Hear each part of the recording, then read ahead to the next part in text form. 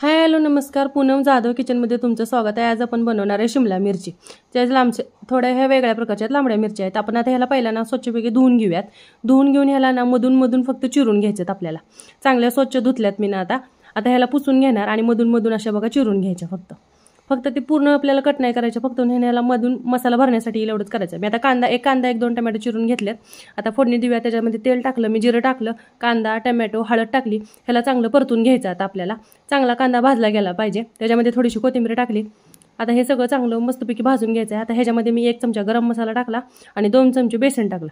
आता हे आपण बनवत आहे हे सगळं जे मसाला आहे ना तो आपण मिरचीमध्ये भरवण्यासाठी भरत आहे। त्याच्यामध्ये थोडा काळा मसाला टाकला, तो चांगलं सगळं हे वापरून घेतलं आणि आता ही मिरचीमध्ये आपण भरून घेणार आहे।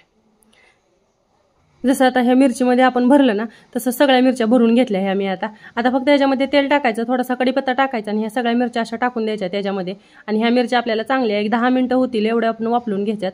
आपण थोडंसं मीठ आधी टाकलेलं, आता पण थोडं मीठ टाकलं। मीठ टाकल्यानंतर 10-15 मिनिटांनंतर ही अशी आपली मिरची तयार होते, मस्तपैकी मसाला भरलेली मिरची। आवडल्यास नक्की लाईक, सबस्क्राईब आणि शेअर करा। थँक्यू।